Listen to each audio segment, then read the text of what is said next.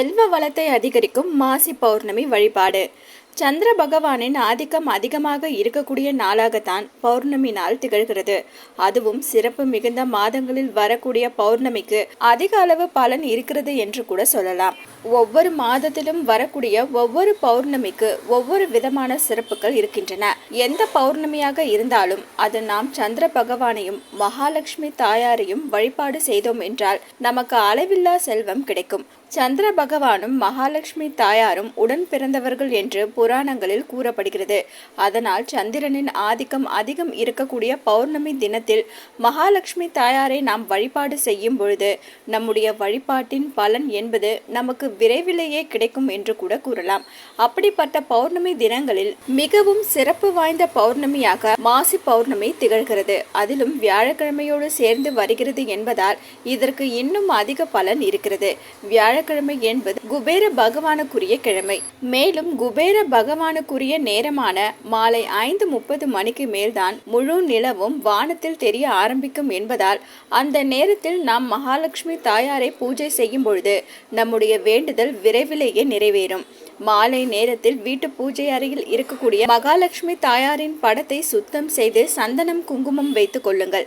பிறகு ஒரு சிறிய கிண்ணத்தில் சிறிதளவு மஞ்சள் தூள், சிறிதளவு குங்குமம், சிறிதளவு பச்சை கற்பூரம் இவற்றை சேர்த்து பன்னீரில் ஊற்றி கலந்து கொள்ளுங்கள்.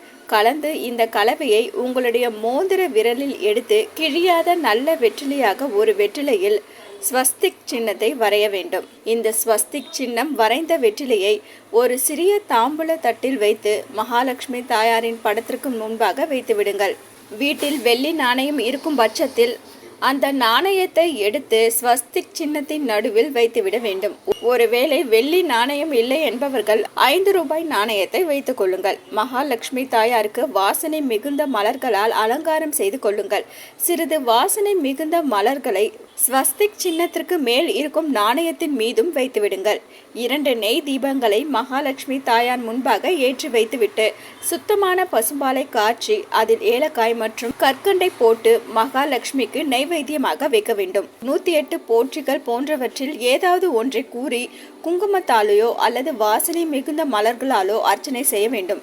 பிறகு தூப தீபம் காட்டி மகாலட்சுமி தாயாரை முழு மனதோடு வழிபாடு செய்ய வேண்டும். இப்போது தாம்பூலத்தில் வைத்த வெற்றிலை நாணயத்தை எடுத்துக்கொண்டு அதனுடன் தூபம் மற்றும் தீபம் போன்றவற்றை எடுத்துக்கொண்டு எங்கு சந்திர பகவான் முழுமையாக தெரிகிறாரோ அந்த இடத்திற்கு சென்று அங்கு வைத்து சந்திர பகவானுக்கும் தூப தீபம் காட்டி சந்திர பகவானை முழு மனதோடு வழிபாடு செய்ய வேண்டும். வழிபாடு செய்து முடித்த பிறகு நாம் எடுத்து சென்ற அந்த வெற்றிலை மற்றும் வெள்ளி நாணயத்தை அப்படியே சந்திர பகவானின் ஒளிபடும்படி வைத்துவிட்டு வந்துவிட வேண்டும். மறுநாள் காலையில் சுத்தமாக குளித்து முடித்த பிறகு வீட்டு பூஜை அறையில் விளக்கேற்றி விட்டு இரவு வைத்த அந்த நாணயத்தையும் வெற்றிலையும் எடுத்து வந்து மறுபடியும் பூஜை அறையில் வைத்து முழு மனதோடு மகாலட்சுமி தாயாரை வழிபாடு செய்துவிட்டு எந்த இடத்தில் பணத்தை வைத்து எடுக்கிறோமோ அந்த இடத்தில் அந்த வெற்றிலையும் வெள்ளி நாணயத்தையும் வைத்துவிட வேண்டும்.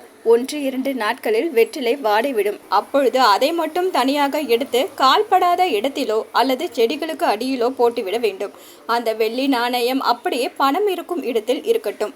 இந்த முறையில் நாம் ஒவ்வொரு பௌர்ணமி தினத்திலும் செய்வதன் மூலம் மகாலட்சுமி தாயாரின் அருளையும் சந்திர பகவானின் அருளையும் பரிபூரணமாக பெற்று செல்வ வளத்துடன் வாழ முடியும். அலோ சிட்டி டிவியை லைக் பண்ணுங்க, ஷேர் பண்ணுங்க, மறக்காம சப்ஸ்கிரைப் பண்ணுங்க.